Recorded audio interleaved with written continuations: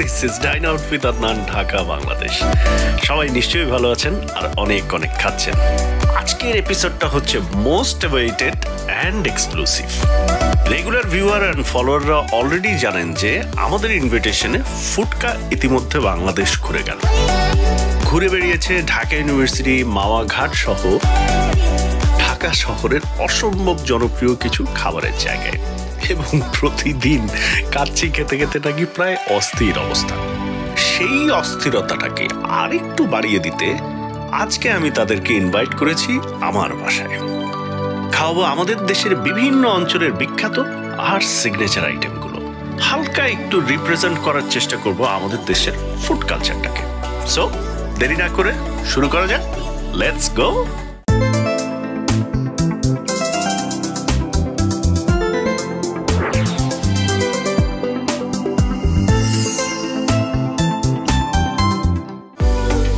এই গল্পের শুরুটা 2017-এ। ডাইন আউট উইথ আদনান একটা নতুন প্রোগ্রাম, যেই প্রোগ্রামটা ইউটিউবে আমার এই চ্যানেলে আপলোড করছি। 2017-তে আমরা যখন ইউটিউবে আমাদের জার্নিটা শুরু করি ঢাকায়, ঠিক একই সময়ে কলকাতায় ফুটকাও তাদের জার্নিটা শুরু করে। কিন্তু আমরা একে অপরের কাউকেই চিনতাম না। 2018 সালের দিকে প্রথম ফুটকা আমার নজরে আসে, একইভাবে আমিও ফুটকার নজরে আসি। বাট প্যান্ডেমিকে মানে 2020-এ এসে আমাদের প্রথম হাই হ্যালোটা হয় একটা লাইভ সেশনের জন্য। যাই হোক, 2020-এর ওই সময়ে আমরা একে অপরকে নিজেদের দেশে ইনভাইট করি। সো সেই দেওয়া ইনভাইটেশনটা অ্যাকসেপ্ট করে ফুটকা এসেছে বাংলাদেশে, এবং এই মুহূর্তে আমার বাসায়। আইডিয়ালি ওনার ব্লগের নাম dine out with Adnan change করে দেওয়া হোক এক রাতের জন্য, it's dine in with Adnan. আমরা আদনান সাহেবের বাসায় রয়েছি এবং সেখানে ওনার দাওয়াতে ফুটকা হাজির। ওয়েলকাম টু ফুটকা, অ্যান্ড আমরা রয়েছি আদনান ফারুকের রেসিডেন্সে। কনভারসেশন স্টার্টার খুব ইম্পর্টেন্ট, সেই কারণে সামনে স্টার্টার রাখা হয়েছে এবং আজকে আমরা ফুচকা খেতে চলেছি। এর জায়গায় অন্য কিছু হতে পারতো, আমরা ফুচকা প্রেফার করছি কারণ দুই দেশের মানুষ আমার মনে হয় ফুচকা ভীষণ ভীষণ ভালোবাসে। আরেকটা জিনিস হচ্ছে কি ভাই, যে ধরেন স্টার্টার বিদেশি শব্দ, স্টার্টারে বিদেশি জিনিসপত্রই আসার কথা, জি, বাট যেহেতু ঢাকা শহরে বাংলাদেশে বসে আমরা স্টার্টার খাচ্ছি, তো একদম আমাদের দেশি জিনিসই হোক না কেন, যে জিনিসটা আমাদের দুই দেশেই কমন। আমরা ঢাকা ইউনিভার্সিটিতে গিয়ে ফুচকা টেস্ট করলাম, বেশ অন্যরকম একটা ব্যাপার ছিল। ফুচকা স্যুপও খেয়েছি। ফুচকা স্যুপ, তার ভদ্রলোকের নাম হচ্ছে মেটাল মামা। মেটাল মামা আমরা ঢাকা ইউনিভার্সিটিতেও খেলাম, তারপর আবার মেটাল মামার কাছ থেকেও খেলাম। সো ফুচকা খাওয়ার একটা অভিজ্ঞতা হয়েছে, কিন্তু এই অভিজ্ঞতার জন্য ওয়েট করে আছি। তার স্পেশাল কারণ আমরা আদনান ভাইয়ের সঙ্গে আছি, এবং আদনান ভাইয়ের সহযোগিতা ছাড়া এই ফুডকার ডেবিউ ট্যুর কোনোদিনও সম্ভব হতো না। আমি 2012 সালে যখন এখানে প্রথম আসি, আপনি এসেছিলেন 2018-এ যখন আমি প্রথমে এখানে আসি, তখন আমি পালিয়ে পালিয়ে বেড়াচ্ছিলাম। আমি হার্ডলি 24 ঘন্টা ছিলাম, কিন্তু ওই 24 ঘন্টার মধ্যে বুঝতে পেরেছিলাম যে এখানে জানে প্রাণে খাইয়ে মেরে দেবে লোকজন। হ্যাঁ, এই যে আতিথেয়তা, বাংলাদেশের লেজেন্ডারি আতিথেয়তা, এটা আতিথেয়তা না অত্যাচার? এই প্রশ্নের উত্তর শোনার আগে আমরা কয়েকটা ফুচকা শুরু করি। আমরা যে যার নিজের মতন করে এতে ফুচকা তৈরি করে নেব। মূল বস্তু তো এখানে রয়েছে আলুটা, তো একটু বুড়ো আঙুল দিয়ে ফাটানো, আমাদের একটু বেশি ফেটে গেল। আপনি স্পুন দিয়ে ও আচ্ছা ইয়ে করলে আমার আঙুলটা একটু বেশি বুড়া, ওই জন্য ফাটছে বেশি। একটু আলুর পুর। আর এখানে যা যা আছে আমি মনে হয় একটু বলে দিই, তাহলে বুঝতে সুবিধা হবে। যে এটা হচ্ছে পুদিনা, এটা হচ্ছে একটু টক মিষ্টি টক, এটা হচ্ছে চিলি ফ্লেক্স, এটা হচ্ছে কোকোনাট, এটা হচ্ছে দই, টক দই, এটা হচ্ছে কাঁচামরিচ, এটা হচ্ছে পেঁয়াজ কুচি, আর এটা হচ্ছে একদম টক, মানে যেটা আমরা ফুচকার টক, মানে তেঁতুল জল পানি বলতে সেটা। আর এটা হচ্ছে ভুজিয়া, চানাচুর ভুজিয়া, যেটা আইডেন্টিক্যাল সেট এদিকে রয়েছে, যাতে আমাদের হাত বাড়িয়ে খুব একটা বেশি ফাইট করতে না হয়। যে যার নিজের মতন করে এতে স্টাফিং নিয়ে নিচ্ছি। হ্যাঁ তো ভাই, যেটা বলছিলাম, আতিথেয়তা না অত্যাচার? আমি তো কখনোই অত্যাচার বলবো না। কালচারালি আমরা এমনভাবে ফুড সার্ভ করি, মেহমান আসলে, আমরা তো মেহমান বলি, মেহমান আসলে এমনভাবে ফুড সার্ভ করি, বা ইভেন বাসা বাড়িতেও আমরা রেগুলার, অনেকেই করেন এরকম, খাই না খাই টেবিল ফুল অফ ফুড থাকতে হবে। এটা হচ্ছে মূল জিনিস, মানে মুখে খাওয়ার আগে চোখে খাওয়াতে হবে। জেনারেলি আমরা দেখি শহুরে জীবনে আমরা অভ্যস্ত হয়ে গেছি ফুড ডেলিভারি অ্যাপের মাধ্যমে খাবার অর্ডার করার। এই কালচারটা বাংলাদেশে কিরকম? বেশ, এখন খুবই গ্রোয়িং। ইভেন বাংলাদেশে আমি এরকমও কিছু ইনিশিয়েটিভের কথা জানি যারা হচ্ছে রেগুলার ফুড ডেলিভারি অ্যাপের বাইরেও শুধুমাত্র নাইট শিফটে ওরা কাজ করে। আচ্ছা, শুধু রাতে, মানে রাত 8টা থেকে ভোর 6টা পর্যন্ত, মানে সূর্য ডুবলে শুরু হয়ে যাবে। হ্যাঁ, সো ওরা খুবই রিসেন্টলি শুরু করেছে এরকম একটা অ্যাপ এবং ইট বিকেম হিউজ পপুলার। কারণ মানুষ রাতে 12টা-1টার সময় রেস্টুরেন্টে খাবার পেতো না, ফুড ডেলিভারি অ্যাপে পেতো না। সো ওরা প্রথমে যেটা করতে হয়েছে, ওদের একটা ক্লাউড কিচেন করতে হয়েছে, তারপরে ওরা পুরো মার্কেটটাকে ইউজ টু করে নিচ্ছে। এখন অনেক রেস্টুরেন্টই দেখা যায় ছোট্ট একটা কিচেন ওপেন রাখে সারা রাত। হ্যাঁ, মানে কালচারটা এসে গেছে। এবার বিষয়টা হচ্ছে আমরা গ্র্যাজুয়ালি দেখছি এই ওয়ার্ক ফ্রম হোম কালচারের সময়ও দেখেছি লোকজন খাবার দাবার প্রচুর বাইরে থেকে অর্ডার করছেন, কিন্তু বাংলাদেশে আমার মনে হয় এই বাড়িতে খাবার বানানো এইটার একটা রিচ হেরিটেজ রয়েছে এখনো, এবং লোকজন খুব একটা পছন্দ করেন না কাউকে দাওয়াত দিয়ে কোনো রেস্তোরাঁ থেকে খাবার প্লেন এন্ড সিম্পল আনিয়ে দিলাম তা নয়, বরং বাসায় রান্না হলো, বা হয়তো যিনি হোস্ট, যিনি মেজবান, তার বন্ধু বান্ধবরা তারাও বাড়িতে কিছু না কিছু সবাই কন্ট্রিবিউট করলো। এটা কি সর্বক্ষেত্রে হয় নাকি বিদেশ থেকে মেহমান এলে? মূলত বিদেশ থেকে মেহমান আসলেই ওকে হতে পারে, বাট ঘরে রান্না করা খাবার এটা সবার ক্ষেত্রেই হয়। 2018 সালে আমার একটা এক্সপিরিয়েন্স আছে। হ্যাঁ, আমার এক আত্মীয়ের বাড়ি গেছিল, আত্মীয় বন্ধু স্থানীয় আত্মীয়ের মতো, দিদির মতো। সেখানে গিয়ে দেখলাম 20-30 রকমের খাবার। এবার খানিক্ষণ পরে যেটা শুরু হলো, আমি ওই 3-4টে ডিশ খাওয়ার পর বলছি না না না আমি আর পারবো না, না না এই তো একটা এইরকম ব্যাপারটা চলতে থাকছে। আচ্ছা, সমস্যাটা হলো 7-8 রকম ডিশের পরে যেই গেলাম তখন না সব ঘেঁটে গেল। হ্যাঁ, মানে কিরকম সবই একরকম, মানে কোনো ডিফারেন্স বুঝতে পারলাম না। জানি না, মানে এটাকে আমার খানিকটা ভালোবাসার অত্যাচারই অনেস্টলি মনে হয়। তো কেউ যদি স্মল হিটার হয় শেষ সে কি বাংলাদেশে এসে একদম শেষ হয়ে যাবে? না না, শেষ হবে কেন? মানে এখানে আমি বললাম আমার হোস্টকে যে দেখো আমি অত বেশি খেতে পারি না, আপনি আয়োজন করেছেন বিরাট, কিন্তু আমি অতটা ম্যানেজ করতে পারবো না। It's absolutely okay to say that. আপনারা মাইন্ড করবেন না? আমরা মাইন্ড করব না। তারপরে যখন তাড়াহুড়োটা শুরু হবে, হ্যাঁ 20 রকম ডিশ এক পিস করে, and you are finished. Actually ওইটাও তো একটা ট্র্যাপ। এক পিস করে একটা মাংস খেয়ে দেখুন 15 রকম। আচ্ছা, সে আমরা ডিনারে গেলে দেখা যাবে। এখন বলেন, মোটামুটি এটা বাংলাদেশের এই মানুষটা না এটা খুব এনজয় করেন।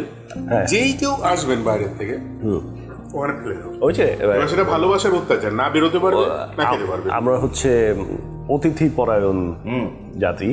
এখন অতিথিকে আপ্যায়ন করা হচ্ছে মানুষের একটা প্যাশন, বাংলাদেশের মানুষের।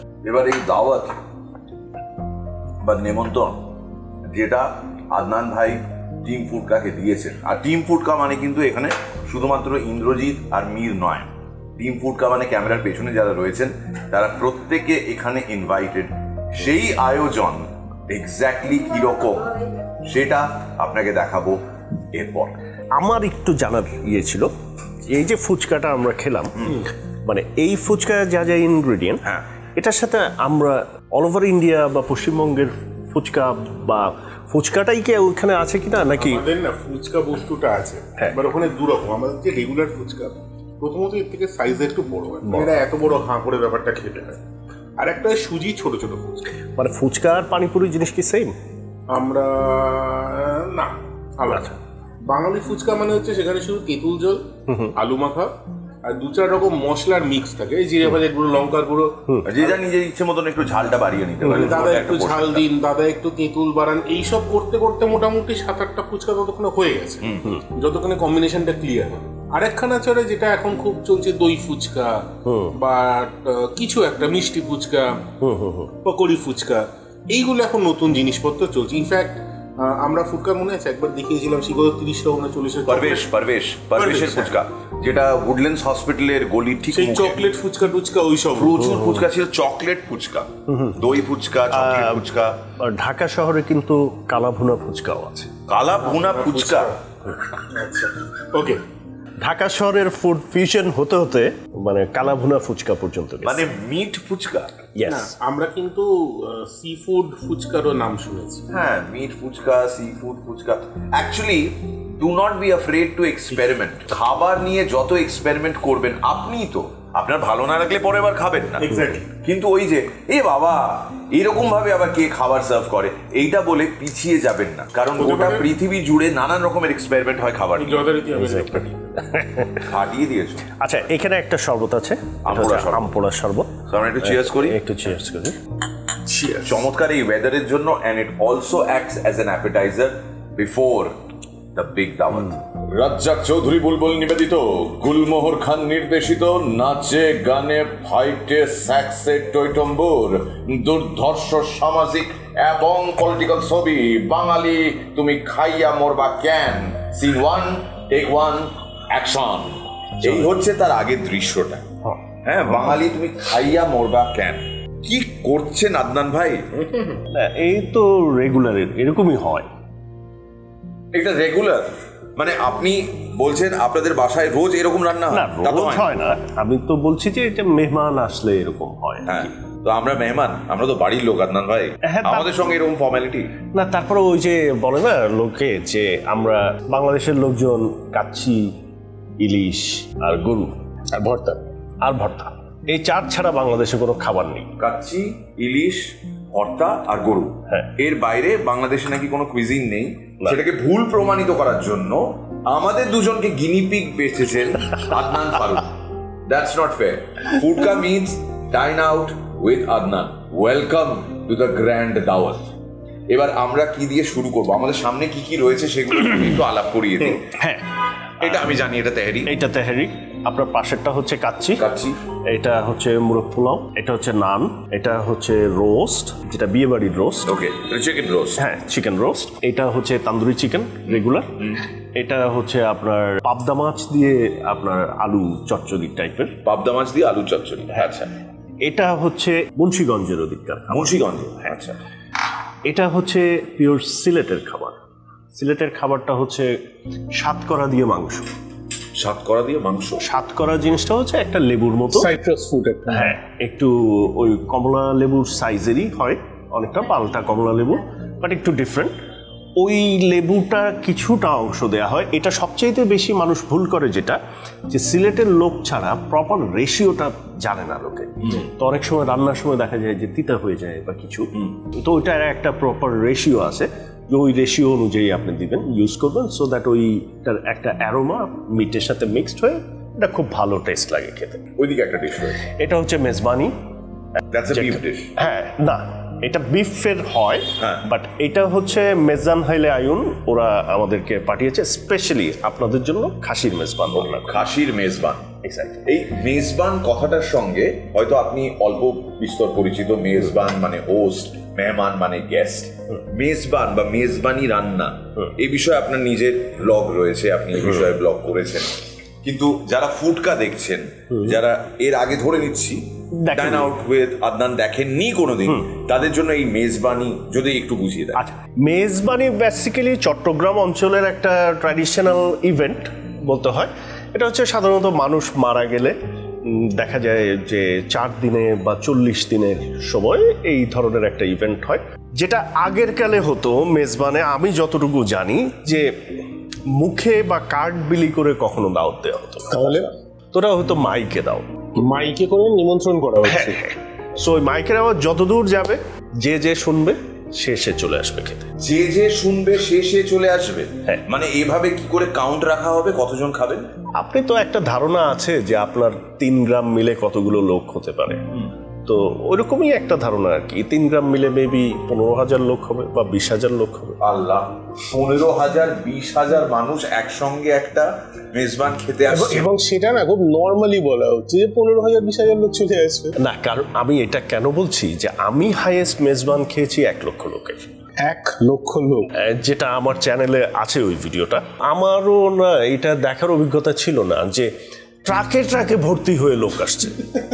এবং কত রকমের ডিশ রয়েছে মেজবানে? খুবই সিম্পল, সাদা ভাত, মাংসের একটা তরকারি, যেটা মেজবানি মাংস। জি। কোথাও কোথাও কালা ভুনা করা হয়, ধরেন হয়তো পুরো গেস্টের জন্য না, স্পেশাল 200 বা 500 গেস্টের জন্য কালা ভুনাটা করা হয়। আর একটু মাংস হাড় মিলিয়ে ছোলার ডাল দিয়ে ওই যেটা ওই পাশে ওটাকে বলা হয় চনার ডাল। আচ্ছা, চিটাং এর ইয়েতে মানে মাংস দিয়ে ছোলার ডাল, মাংস দিয়ে ছোলার ডাল, হাড় মাংস মিক্স থাকে ওটার ভিতরে। আর এই মেজবানি মাংসের আরেকটা বিষয় কি, মেজবানি মূলত হয় গরুর মাংস দিয়ে, কিন্তু মেজবানির অন্যতম প্রধান শর্ত হচ্ছে একটা গরুর সব অংশের মাংস থাকতে হবে। আচ্ছা, সেটা আপনি মাংস যেরকম থাকতে হবে, ওটার ভিতরে কলিজাও থাকতে হবে, ওটার ভিতরে ফুসকাও থাকতে হবে, সবকিছু থাকতে হবে, তাইলেই নাকি ওই মেজবানের প্রপার টেস্টটা আসে। আচ্ছা, মেজবানের আরেকটা আইটেম হয় হচ্ছে আমরা যেটা বলি নলা, মানে নলা বলতে নেহারির বা হাড়, যে মেইন বোন গুলো থাকে, বোনটা নিয়ে যে যে চার পায়ের যে মেইন বোনটা থাকে, ওই বোনটা হচ্ছে নলার ঝোল বলে। তো এই হচ্ছে মেজবানের আইটেমগুলো, আর এটা খাওয়া হয় সাদা ভাত দিয়ে। এখানে আমার সামনে যে ডিশটা রয়েছে সেটা লাউ পাতা, আর ভেতরে চিংড়ি রয়েছে, নারকেলও রয়েছে। ওকে, এটা বরিশালের পাতুরি স্টাইলে রান্না করা হয়েছে। এটা পাতুরি স্টাইলে। ওকে, এখানে তো গোটা ইলিশ, এটা গোটা ইলিশ, কাঁটা শুদ্ধ ইলিশ। হ্যাঁ, it is not my dish, it is his dish, it is his dish. এটা আমি, কিন্তু আমি শুনলাম নাকি বোনলেস ইলিশ হয়েছে। ওইটা পাশেরটা হচ্ছে বোনলেস ইলিশ। ওটা বোনলেস ইলিশ? কে আনছে? আপা। কোন আপা? উম্মা আপা। উম্মা আপা? উম্মা আপা রে, আমি একটা সুমা লিখো। কোথায় উম্মা আপা? কোথায়? আসেন উম্মা আপা, আসেন আসেন আসেন। এখানে বসেন, বসেন বসেন না, বসেন না, বসেন না। এটা আপনি আমার জন্য স্পেশালি রেডি করে এনেছেন? এটা শোনার পর যে আমি ইলিশ খেতে ভয় পাই কারণ ইলিশে কাঁটা থাকে, এটা আপনি করলেন আমার জন্য। আফটার মুর্শিদাবাদ, একজন মুর্শিদাবাদের মানুষ আর একজন মুর্শিদাবাদের ফিলিংস তো বোঝা উচিত। আপনি মুর্শিদাবাদ? মুর্শিদাবাদে কোথায়? বহরমপুর। বহরমপুর? আমি তো আজিমগঞ্জ গো। আরে দেশি দেশি নাকি? আরে এই তো দেশের লোক পেয়ে গেলাম, দারুণ লাগছে। কবে ছিলেন আপনি বহরমপুরে? আমি ছিলাম না, আমার বাপ দাদা ছিল। আচ্ছা, বাপ দাদা ছিল। দাদা ছিল, তো পরে তো ব্রিটিশ পিরিয়ডের পরে এখানে চলে আসা। So we are settled on in Dhaka, but root তো ওখানেই থেকে গেছে। তো উনি কোন টিমে খেলবেন? হ্যাঁ, আপনি কোন টিমে খেলবেন? আপনি ইন্ডিয়া না বাংলাদেশ? মানে হাফ টাইমের আগে খেলবে এক টিমে, পরে খেলবে ওই টিমে। আমার ধারণা আমরা বোধহয় হাফ টাইম পর্যন্ত সার্ভাইভ করব না, আমরা খাওয়া দাওয়া শুরু করব। আদনান ভাইয়ের বাড়িতে গ্র্যান্ড দাওয়াত রয়েছে, আরেকজন আপুর সঙ্গে আলাপ করানো বাকি, কিন্তু ব্রেক লাগবো একটা। তারও আগে জানিয়ে রাখি, এই যে মেজবানের গল্পটা আদনান ভাই বললেন না, কেউ মারা গেলে সাধারণত 4 দিনে কি 40 দিনের মাথায় এরকম মেজবানি দাওয়াত দেওয়া হয়। আমরা দুজনও আজকে রাত্রে মারা যাব, তারপর মেজবানিটা কিন্তু আদনান ফারুকই দেবে। তো আমাদের এই বিশেষ সিনেমায় দুজন হিরোইন আছেন, লিড হিরোইন। হ্যাঁ, একজনের সঙ্গে প্রথমার্ধে আলাপ হয়েছে, দ্বিতীয় জনের সঙ্গে সেকেন্ডার্ধে আলাপ হচ্ছে। আলাপ করিয়ে দেবেন আদনান ফারুক। নিতু হচ্ছে আমার ভেরি ক্লোজ ফ্রেন্ড। আচ্ছা। ওর হাজবেন্ড হচ্ছে হাসিব, ও আসবে একটু পরে। আচ্ছা। তো নিতু আমাদের জন্য আসলে দুটা ডিশ নিয়ে এসছে, কারণ Nitu groomed up in Sylhet. Okay, basically I am from north Bengal. আপনি নর্থ বেঙ্গল? নর্থ বেঙ্গলের আমরা, বাট নর্থ বেঙ্গলের লোকজন কিন্তু জেনারেলি একটু উঁচু স্বরে কথা বলে, একটু জোরে কথা বলে। নাকি বারবার বলছি। Okay, we having a fun day. দাওয়াত চলছে আদনান ফারুকের রেসিডেন্সে, and do subscribe to dine out with Adnan on YouTube, আর তার সঙ্গে ফুডকা চ্যানেলে লাইক করুন, শেয়ার করুন, সাবস্ক্রাইব করুন। সো এই যে ঢাকার যে একটা কনসেপ্ট, যে খাবার, যখন লোকজন এখানে খেতে আসছে ভাবছে বাংলাদেশের খাবার মানে শুধুই ঢাকার খাবার, তা তো নয় না, কখনো তো হতে পারে না। বাংলাদেশ এতগুলো ডিস্ট্রিক্ট, প্রত্যেকটা একটার থেকে আলাদা। মানে একটা হয়তো পাহাড়ের দিকে চলে গেছে, একটা হয়তো নদীর দিকে, একটা হয়তো সমুদ্রের দিকে। যদি দেখি কক্সবাজারে সি ফুডের প্রাবল্য থাকে, তো কোয়াইট ন্যাচারাল যে হিল কার্টে মাংসটা বেশি পাওয়া যাবে। মাংসটা বেশি পাওয়া যাবে ওইখানে, আবার ভেজের একটা বড় অংশ আছে ওইখানে। পাহাড়ি কোনো কিছু আমরা আজকে ম্যানেজ করতে পারিনি, কারণ হচ্ছে আমাদের মধ্যে কেউ পাহাড়ি রান্নায় এক্সপার্ট না। যেমন পাহাড়ি মুরগি হয়, পাহাড়ি মুরগি তো হয়, এছাড়া পাহাড়িরা প্রচুর ভেজিটেবল খায়। যেমন শিমুল ফুল ওরা খুব পছন্দের একটা রেসিপি, ওরা বলে, ওদের ভাষায় বলে লাক্সো, মারমাদের ভাষায়। বাট আমরা যদি সমতলের লোকজন বলি ভর্তা। সো ওরা শিমুল ফুলের লাক্সো, এই জিনিসগুলো যেমন ওদের ওইখানে সেদ্ধ এক পদের খাবার হয়, আরেক পদের খাবার হয় হালকা তেল দিয়ে রান্না। ওই আমাদের মতো, মানে আমরা যদি মেঘালয় বা ত্রিপুরা দেখি, একটা দিক সেদ্ধ আর একটা দিক খুব হালকা। ওদের হয়তো 3টা আইটেম থাকে একটা বেলায়, তার মধ্যে একটা থাকে সেদ্ধ, যেটাতে শাক সবজি কোনো কিছু একটা সেদ্ধ মিক্স, আরেকটা হয়তো হালকা তেল দিয়ে একটা কিছু ভাত। গ্রেট। তাহলে আমরা খাওয়া দাওয়া শুরু করব। কিন্তু তার আগে আমি ফুডকাকে একটা প্রশ্ন করছি, এটা আদনান ভাইয়ের জন্য আমার প্রশ্ন। এই গোটা স্প্রেডটা যদি কোনো রেস্তোরাঁয় বসে আমাদের অর্ডার করতে হতো, পকেট পিঞ্চ তোমার মতে কত হতে পারতো এটা? আমরা তো আদনান ভাইয়ের ঘাড় ভেঙে খাচ্ছি আজকে। যদি একটা মিড সেগমেন্ট রেস্টুরেন্ট হয়, হ্যাঁ, আমার হিসেবে 1015, আমার হিসাবে আমি জানি না, মানে 1015 বাংলাদেশি না ইন্ডিয়ান? না কাছাকাছি 80% বা 20% এদিক ওদিক। ওকে, আমার হিসাবে 12 থেকে 15,000-এর মধ্যে একটা কিছু দাঁড়াবে। 15,000 টাকার খাবার এই মুহূর্তে এই টেবিলে রয়েছে। মানে আমরা মোটামুটি এটাকে গিলবো এখন।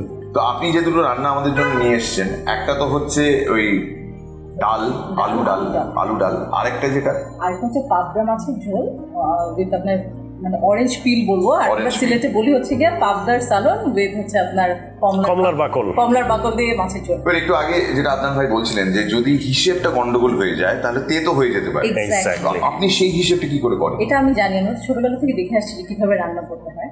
তো এটা আপনার একদম লাস্টের দিকে দিতে হবে যাতে ফ্লেভারটা থাকবে, বাট আপনার একদম তিতাটা হবে না। এই তেহারিতে সর্ষের তেলের গন্ধটা প্রকট একদম, ইটস নট কমার্শিয়াল। নো, এইটাই হচ্ছে commercial biryani and proper catering এর বিরিয়ানির ভেতরে তফাৎ।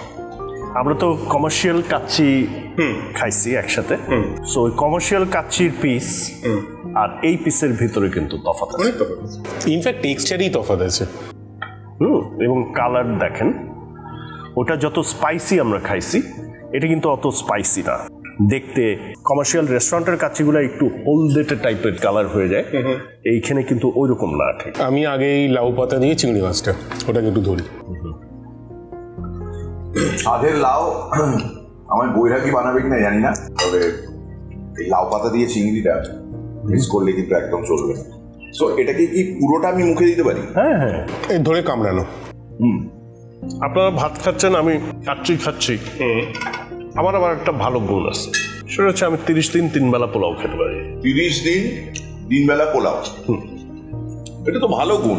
সেটাই তো বললাম, খুবই ভালো, এটা তো ভালো গুণ। তা আপনি ওয়েট কি করে ম্যানেজ করেন? আপনি তো এত খান। আপনি ব্যালেন্স করে চলতে হয়, অন্য সময় ডায়েট করি বা একটু এক্সারসাইজ করি, সেম সামলে ভাতটা নিতে হবে। আজকে হয়েই যাক, over eating is a possibility. আজকে হয়ে যাক। আমি এটাও একটু টেস্ট করে দেখতে চাই। আপনি হ্যাঁ, আপনার ডাল যেহেতু নিলেন, দুটা ডালই টেস্ট করেন। সাথে আপনি পাতলা ঝোল হচ্ছে এইটা মাছের, এটা একটু টেস্ট করে দেখি। এই দুটো আবার একসাথে নিয়েন, দুটা মাছ, দুটাই পাবদার। মেজবানি মাটনটা খেয়ে দেয়, মেজবানি মাটন আছে, কালাভুনা আছে, ওইখানে চুই ঝাল মাটন আছে। আলু ডালটা মুখে দেওয়া মাত্র the first thing that hits you is garlic, রসুনটা। যে রসুনটা উপর থেকে দেওয়া হয়েছে পরে ডালটা হয়ে যাওয়ার পর লাস্টে একদম হোম ফুড, বাড়ি রান্না হয়েছে। এই ইলাবোরেট আয়োজন বলে মনে হচ্ছে বিশাল একটা ব্যাপার, আসলে কিন্তু ছোট ছোট ছোট ছোট ইউনিটস। এবং যদি টেকনিক্যালি দেখি তাহলে we have a mini Bangladesh on Adnan Farooq's dinner table. এই মুহূর্তে এই টেবিলে বাংলাদেশের বিভিন্ন প্রান্তের খাবার একসঙ্গে বিরাজ করছে। আমি বলবো কি পার্ট অফ মিনি বাংলাদেশ, কারণ আমি যেটা বললাম যে কিছু কিছু অঞ্চল আমরা টাচ করতে পারিনি। তার মধ্যে একটা বড় অঞ্চল হচ্ছে পাহাড়ের এলাকা, হিল ট্র্যাক, অনেকটা কিছু। এখন উত্তরবঙ্গ তো ধরলে উত্তরবঙ্গে অনেকগুলো ডিস্ট্রিক্ট আছে, তার মধ্যে কমনলি আমরা আলু ডালটা ইয়ে করলাম। চচ্চড়িটা যেমন আমরা এই বাড়িতে এরকম চচ্চড়ি এক্স্যাক্টলি সেম, সেই কালো জিরে ফোড়ন, ছোট কুচো মাছ, এতদিন ধরে মাংস, কড়া রান্না, স্পাইসি জিনিস, তারপরে ইটস ডেফিনেটলি ওয়েলকাম চেঞ্জ। খুব হালকা, কিন্তু মানে আপনি যেটা ভাববেন না খুব হেভি স্পাইসি খাবার খাচ্ছি তা কিন্তু নয়। তবে এই খাবারগুলোর মধ্যে নিঃসন্দেহে কোনো একটা ডিশ বা দুটো ডিশ হয়তো এরকম থাকবে যেগুলোতে ডেলিবারেটলি একটু স্পাইসি করা হয়েছে। স্পাইসি হ্যাঁ আছে, সেরকম আছে। কালাভুনাটা স্পাইসি পাবেন, চুই ঝালটা স্পাইসি পাবেন একটু। চুই ঝাল, মানে এই নামটা কিভাবে? এটা আসলে চুই ঝাল কি আপনি কখনো দেখেছেন? মনে পড়ছে না। আচ্ছা, এটা হচ্ছে শেকড়ের মতো একটা গাছ হয়, এবং এটা বড় গাছে অন্য গাছকে লতার মতো করে ওঠে, কিন্তু সেই লতাগুলো বেশ মোটা মোটা লতা থাকে। ওইটা হচ্ছে আপনি চাবালে একটু ঝাল লাগে। আচ্ছা, তো ওই কাণ্ডটাই ওই মাংসটার ভিতরে আছে। আপনি মাংসটা যখন খাবেন দেখবেন যে ওটার একটু কামড়ালে দেখবেন ওটার থেকে একটু ঝাল আসছে, ওইটাই আর কি চুই ঝাল। এটা চট্টগ্রামের, এটা খুলনা। এই ক্ষেত্রে একটা যেটা বলে রাখা ভালো, আমি বেশ কিছু জায়গায় চুই ঝাল দেওয়া মাংস খেয়েছি, তারা যেটা প্রথম গন্ডগোল অনেক জায়গায় হয়ে যায়, সবাই বলবো না, চুই ঝালটাও দেন গরম মশলাটাও দেন। আচ্ছা, ফলে কোনোটারই খুব একটা কিছু হয় না, মানে চুই ঝাল has a very very specific aroma, ওই দুটো দিলেই মানে শেষ, যে কোনো একটার উপর খেলতে হবে। চুই ঝালটা পাহাড়েও হয়, বাট প্রপার টেস্টেড চুই ঝালটা ওই দক্ষিণেই হয়। আচ্ছা, চচ্চড়ির পরে আমি এবার যাচ্ছি পাবদা মাছ কমলা লেবু দিয়ে। কমলা বাকল, পাশাপাশি দুটো হচ্ছে সিলেট। কমলা লেবু দিয়ে রান্নাটা না খুব গোলমেলে ব্যাপার। আমাদের ওখানে একটা কমলা লেবুর পায়েস হয় বাড়িতে, সামান্যতম গন্ডগোল হলেও জিনিসটা তেতো হয়ে যাবে। হ্যাঁ, এর জন্য সেফ হচ্ছে বাকলটা না চটকা। না, ওটা তো খাবোই না, ওটা চটকালে মুশকিল। এই চটকানো থেকে মনে পড়ে গেল, এখন অনেক সময় হয়েছে ভারত আর বাংলাদেশ দুটো দেশের মধ্যে কোনো একটা সেন্সিটিভ ইস্যু নিয়ে কেউ একটা কোনো হালকা মন্তব্য করলো। আমাদের আজকের দিনের সমস্যা হচ্ছে যেটা হালকাভাবে নেওয়া উচিত সেটাতে লোকজন সিরিয়াসলি রিয়াক্ট করে, আর যেটাতে সিরিয়াস রিয়াকশন দরকার, সিরিয়াস ভাবনা চিন্তা দরকার, সেটা হালকাভাবে উড়িয়ে দেয়। আমাদের প্রায়োরিটিগুলো কোথাও একটা গুলিয়ে গেছে।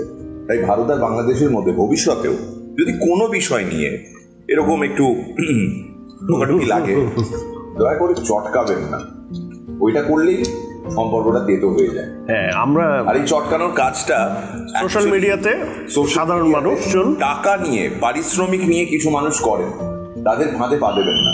বরং এরকম একটা সিচুয়েশন ভাবুন, আপনি আর আপনার বাংলাদেশি বন্ধু হয় বাংলাদেশে বা ইন্ডিয়ায় এইভাবে এক টেবিলে বসে খাওয়া দাওয়া করছেন, এর থেকে সুবহানাল্লাহ আর কোনো সম্পর্ক হতে পারে না।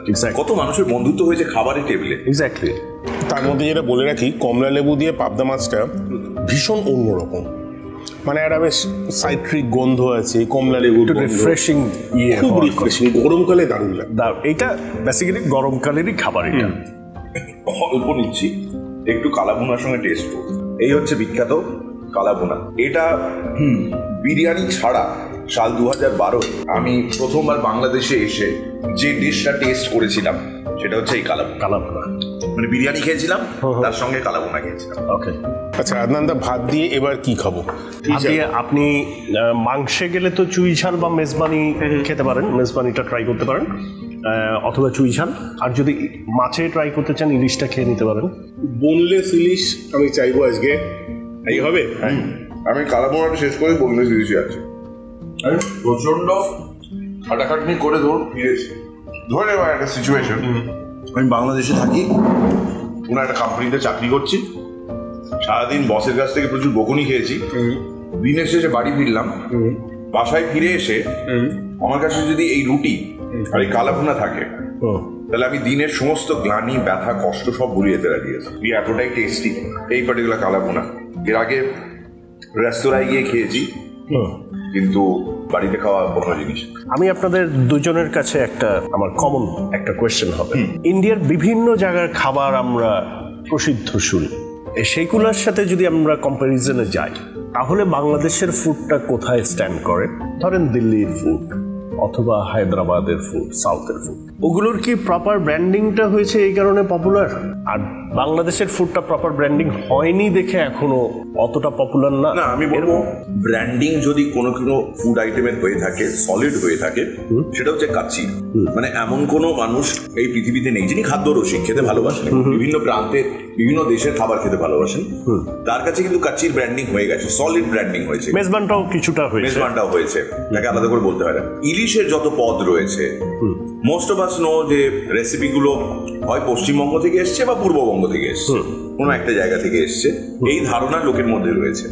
এবার হ্যাঁ, এই ব্র্যান্ডিংটাকে কর্পোরেটাইজেশন করার যে কথা যদি আপনি বলেন, যে কর্পোরেটরা কতটা এগিয়ে গিয়ে এই ব্র্যান্ডিংটাকে সলিড করছে, হ্যাঁ সেখানে কাজ করা বাকি আছে। আমার মনে হয় না এই জিনিসটা ভারতেও সেম। আমরা যেমন পাঞ্জাবি খাবার বলে যেটা বলি, পাঞ্জাবের বাড়িতে কিন্তু ওই খাবারটা কেউ রোজ খায় না। বা চাইনিজ খাবার বলে তো কিছু হয় না। কাশ্মীরি খাবার কি আমরা কজন জানি?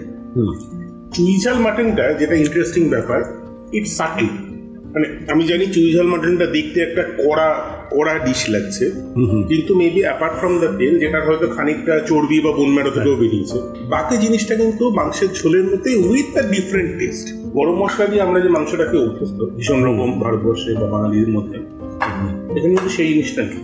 দেখুন বাংলাদেশ, দেখুন ইন্ডিয়া, মাছ খাচ্ছে, টু মাছ হয়ে গেল। কিন্তু কেন খাচ্ছি? বাংলাটা সলিড। বাড়িতে আম্মু আমায় মাছ খাওয়াতে পারে না। আচ্ছা, কখনো কখনো আম্মুর বাসায় চলে যাই, আমি ফোন করে চলে যাই, আজকে আসছি।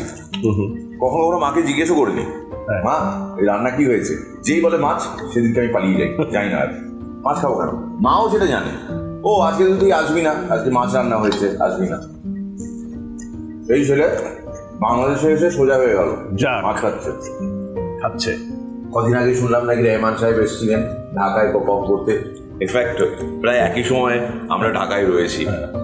Even age I speak, AR Rahman is in Dhaka. আপনি হয়তো এপিসোডটা দেখছেন অনেক পরে, কিন্তু রেহমান সাহেবের একটা গানের সূত্র ধরে বলি, আমি গাই, হিলসে রে হিলসে রে হিলসে রে, দাও ইলিশ দাও আমাকে, চান্স কম। মাছ অতটা ভালোবাসি না। আচ্ছা, ইনফ্যাক্ট যখন বাংলাদেশে আসার কথা ফাইনাল হলো, তখন আমার কিছু নিকট বন্ধুরা আমাকে এই বিষয়ে জিজ্ঞেস করলেন যে আমরা বাংলাদেশ গিয়েছি, আমরা জানি ওখানে মাছের বিশাল আয়োজন থাকে। It's not just a meat loving country, it's a primarily fish loving country. সেই ক্ষেত্রে হাউ উইল ইউ ম্যানেজ? কারণ তোকে তো মাছ খেতে হবে, শুটের জন্য খেতে হবে। আমি আইল বি অনেস্ট, আমি শুরু থেকে বলে এসেছি, এটা শুধু বাংলাদেশ আসার সময় নয়, আমি তার আগেও বলেছি, বলো মাছ খেয়ে রিভিউ করবেন ফুডকা, আমি মাংসের উপর থাকবো, সিম্পল ব্যাপার। কিন্তু আমি আজকে যেহেতু আপু আমার জন্য রান্না করেছেন, আমি এই ইলিশ হয়ে যাক আপু, মাছটা দারুণ হয়েছে, থ্যাংক ইউ আপু, can't believe it, I am having ilish, অত্যন্ত সুস্বাদু, I am not faking it. আপনি নিচের অংশটা খেলে কাটা আরো কম লাগবে। তাহলে আমি আরেকখানে নিই। আমি অ্যাকচুয়ালি একটু বুঝিয়ে বলি বোনলেস ইলিশটা। মীর এখনো ভয় খাচ্ছে। ইলিশটাকে কোনো একটা উপায়ে প্রসেস করা হয়েছে, যেক্ষেত্রে কাঁটাগুলো অসম্ভব নরম হয়ে গেছে। দেখুন, কাঁটা না থাকলে এই শেপটা থাকবে না। আমরা যদি বলিও, সবাই আপনারা বুঝবেন যে আমরা মিথ্যে কথা বলছি। কাঁটা আছে, কিন্তু এতটাই নরম হয়ে গেছে যে ইউ ডোন্ট ফিল। হয়তো গলায় সুরসুরি লাগতে পারে, এই অবধি হতে পারে, মেজর কিছু হবে না, মেজর কিছু হবে না। এইটা হচ্ছে একদম সত্যি কথা, এবং ডিশটা আউট অফ ওয়ার্ল্ড। এটা আমিও বলবো, who's not an ilish fan at all. আমি ইলিশ ভালোবাসি না, আমি ইলিশের ভক্ত নই, কিন্তু মাছের রানী কেন ইলিশকে বলা হয় সেটা টেস্ট করে বোঝা যাচ্ছে। এখানে প্রাইমারিলি মাছ খাওয়ার যে অভ্যেসটা, রোজ রোজ তো বাংলাদেশের বাড়িতে ইলিশ হয় না। না, ইলিশ কেন হবে, কত মাছের অপশন, রুই, কাতল, পাবদা, আড়, বোয়াল, সেম মাছ, মানে আরো, এবং যে মাছগুলো এবং বাংলাদেশে বরঞ্চ আরো নদী বেশি, তো ছোট মাছের প্রচুর ভ্যারাইটি পাওয়া যায় বাজারে। তো সেটা আপনি ট্যাংরা থেকে শুরু করে আরো বিভিন্ন ধরনের ট্যাংরা, বাতাসি, এইটা হচ্ছে বস্তুটা, বাট এই বস্তুটা আপনি খাবেন না। এটা স্বাদ করা, হ্যাঁ, এটাই স্বাদ করা। ভাগ্যিস বললেন আলু বলে তুলে দিচ্ছিলাম, এটা এবার টেস্ট করে দিই। হ্যাঁ, আপনি খাবেন মাংস এবং ঝোল এবং গ্রেভি। এটা আদনান ভাইয়ের আম্মু আমাদের জন্য স্পেশালি প্রিপেয়ার করেছেন। যেটা একদম শুরুতে বললাম, আমরা জেনারেলি বন্ধুদের যখন বাড়িতে ইনভাইট করি, প্রচন্ড টাইমের ক্রাইসিস থাকে বলে আমরা বাইরে থেকে খাবার অর্ডার করি, কিন্তু বাংলাদেশে ইট ইজ এ রিচুয়াল। এটা এখানকার একটা রীতি, বাড়িতে রান্না হবে। হয়তো যিনি ইনভাইট করছেন তিনি সবটা করে উঠতে পারবেন না, তার বন্ধু বান্ধব যারা রয়েছেন তারা রান্না বান্না করে নিয়ে আসবেন, বিশেষ করে যদি মেহমান হন ফ্রম আউটসাইড বাংলাদেশ। একটু হালকা টক আরোমা, ওরকম কিছু একটা ওদের থাকে, টক ঠিক মানে গন্ধটা, সুগন্ধটা একটা অন্যরকম অ্যারোমা, এটা অন্যরকমের অ্যারোমা। এবং আমি খাচ্ছি ভাত দিয়ে, আমি চাইলে এটা রুটি দিয়েও খেতে পারি, মানে ইট গোজ ওয়েল উইথ বোথ। আপনি ভাত বা রুটি যে কোনো একটা দিয়ে খেতে পারেন এই স্বাদ করা মাংস। কাচ্চিটা টেস্ট করো, আদনান ফারুকের বাড়িতে কাচ্চি টেস্ট করবে না, এটা হতে পারে না, ये अच्छी बात नहीं है, तो तुम কাচ্চি খাও। মাংসটা কাটতে গেলাম, কিন্তু কাটলো না, পুরোটাই খেতে হচ্ছে। আমি একটা পার্টিকুলার সিনেমার কথা বলতে চাই এখানে, সিনেমার নাম ইয়ে জওয়ানি হ্যায় দিওয়ানি।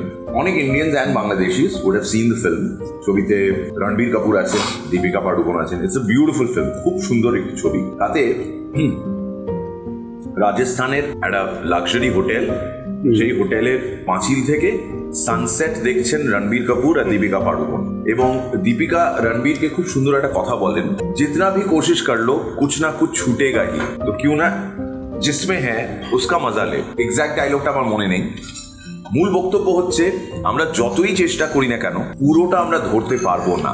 এই যে আপনি এত আয়োজন করেছেন, আমরা পুরোটা খেয়ে উঠতে পারলাম না, কিন্তু যেটুকু খেলাম বস সলিড খেলাম কিনা, এরকম খাবার আমরা বলছি 5 বছর 2017 থেকে আজ পর্যন্ত 5 বছর ধরে এই চ্যানেল আমরা চালাচ্ছি। আমরা দুজনে একে অপরের সঙ্গে কাজ করছি, বিভিন্ন জায়গায় খেতে গিয়েছি, আমরা এরকম খাবার কোথাও খাইনি। সেটা যদি আসলেই হয়ে থাকে তাহলে আমাদের চ্যানেলের ভিউয়ার বলবে যে যাক ইজ্জত রাখছে। ডাইন আউট উইথ আদনানের প্রত্যেক সাবস্ক্রাইবার আর ভিউয়ারকে বলে রাখি, আদনান ভাই তো এত পরিশ্রম করেন আপনাদের ভালো ভালো খাবার দেখানোর প্রসেসটায়। পাশাপাশি আমার ধারণা মিডিয়া একটা বড় ভূমিকা পালন করতে পারে। এখনো মিডিয়া এই বিষয়টাতে একটু পিছিয়ে রয়েছে। ইউটিউবার্স বা কন্টেন্ট ক্রিয়েটার্স যারা, তাদেরকে আরো উৎসাহ দেওয়ার জন্য যদি মেইন স্ট্রিম মিডিয়া একটু হ্যান্ড হোল্ডিং করে তাহলে আমরা সবাই বেনিফিটেড হই।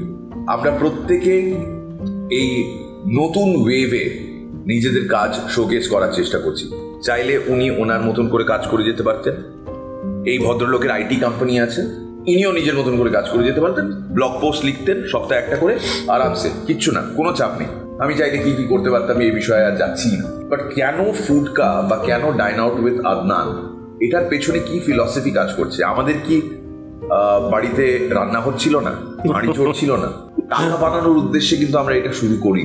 হ্যাঁ, ইন দ্য প্রসেস যেটা হয়েছে সেটা হয়েছে আমরা আরো বেশ কিছু মানুষের কাছে পৌঁছে গিয়েছি। অ্যান্ড বোধ হয় আদনান ভাই আপনি এটাও মানবেন, আরো অনেকগুলো মানুষকে আমরা ইন্সপায়ার করতে। অবশ্যই এইটা একটা খুব বড় প্রাপ্তি। এটা মনিটাইজেশন হয় না, এটার মনিটাইজেশন করাটা একটু ডিফিকাল্ট, টাকা দিয়ে হিসেব করা যাবে না। এই যে একটা খাবার খেলেন বিসমিল্লাহ বলে, যে তৃপ্তিটা পেলেন, when you have food, বিদেশে বলে when you have food with the family, when you break bread with the family, you bless the family as well. ওই গোটা পরিবারকে আপনি আশীর্বাদ করছেন ওই সুখানুভূতি থেকে যে আপনি একসঙ্গে খেলেন। যে কারণে খাবার শুরু করার আগে পশ্চিমে কায়দাটাই হচ্ছে লেটস সে গ্রেস, সবাই একটা ছোট প্রার্থনা করে, এরকম করে হাত ধরে প্রার্থনা করে। তো আমরাও প্রার্থনা করি ভারত বাংলাদেশ দুই দেশের সমস্ত ইউটিউবার্স ভালো ভালো কন্টেন্ট ক্রিয়েট করুন, হতাশ হবেন না। আর যখনই হতাশ হবেন মনে রাখবেন মনটাকে আবার রিফ্রেশ রিচার্জ করার জন্য দরকার এইরকম এলাহি আয়োজন খাবার দাবারের। তখন অফকোর্স আদনান ভাইয়ের বাড়িতে এসে খেতে পারবেন কিনা আমার জানা নেই, কিন্তু আমরা এরকম রেগুলারলি এপিসোডস আপনাদের দিতে থাকবো, যার মাধ্যমে আমরা দেখাতে থাকবো আপনাকে variety of food across India and Bangladesh. তো কেমন লাগলো বলেন সবকিছু শেষে? আমরা মেহমান কত বড় জানি না, মেজবান সলিড। এবং আজ রাতে যদি আমাদের দুজনের প্রধান খাস্তা মৃত্যু হয় 4 দিন বা 40 দিনের মাথায় মেজবানিটা আপনি করে দেবেন। প্রচুর লোক আসবে। দেখছেন তো সোশ্যাল মিডিয়াতে আমাদের নিয়ে কি আলোচনাটাই না চলছে। আপনি আমাদের সঙ্গে আছেন এটা জেনে আরো বেশি হচ্ছে। তো দাওয়াতটা কি মাইকে দেবো না লাইভ করে দাও? তো এই যুগের মাইকে দাওয়াত তো হবে লাইভ। হ্যাঁ, এই যুগের মাইকে দাওয়াত দেওয়া অ্যাকচুয়ালি হচ্ছে একটা এফবি লাইভ বা একটা ইনস্টা লাইভ। আদনান ভাইকে জিজ্ঞেস করবেন কোনদিন প্রাইভেটলি যে প্রত্যেকটা দিন ফেসবুক আর ইনস্টাগ্রামে পোস্ট দেওয়ার জন্য আপনি কটা অ্যালার্ম সেট করে রাখেন? আমি এগুলাতে পিছানো এই কারণে আমি প্রত্যেকদিন স্কেজুল করে এগুলো দিতে পারি না। আসলে আপনি না দেখলে আমরাও বড় হতে পারবো না, আমরা গ্রো করতে পারবো না। তাই আপনাকে জানানো মুখ্য উদ্দেশ্য আপনাকে রেগুলারলি একটু পিং করতে থাকা। দেখুন ভিডিও আসছে, লাইক করুন, শেয়ার করুন, সাবস্ক্রাইব করুন to both our channels dine out with Adnan and Foodka, যাতে রেগুলারলি আমরা যখন কন্টেন্ট আপলোড করব, উনি তো আরো ফ্রিকুয়েন্টলি করেন সপ্তাহে 2 বার, আপনি ইনস্ট্যান্টলি তার নোটিফিকেশন পাবেন, বেল আইকনটাও প্রেস করে রাখুন। আদনান ভাই ক্লোজিং ওয়ার্ড। আমার জন্য আজকে সবচেয়ে বেশি ভালো লাগছে যে এই পুরো এন্টায়ার বাংলাদেশ ট্যুরে আপনাদেরকে লাস্টলি আমি এমন কিছু একটু আমরা বা আমাদের টিম করে দেখাতে পারলো যেটা আসলে আপনাদের এন্টায়ার ভিউয়ার অনেক ভালো একটা এক্সপিরিয়েন্স পাবে, যে বাংলাদেশে আসলে কি কি খাওয়া ট্রাই করা যেতে পারে। নট অনলি ইলিশ মাছ, গরুর মাংস আর কাচ্চি বিরিয়ানি, আরও অনেক ধরনের অপশন আছে, আরও অনেক ধরনের খাবার আছে। So that's it, thank you very much. Thank you Adnan ভাই, thank you so much. Thank you. আসছি ইন্ডিয়াতে খুব তাড়াতাড়ি।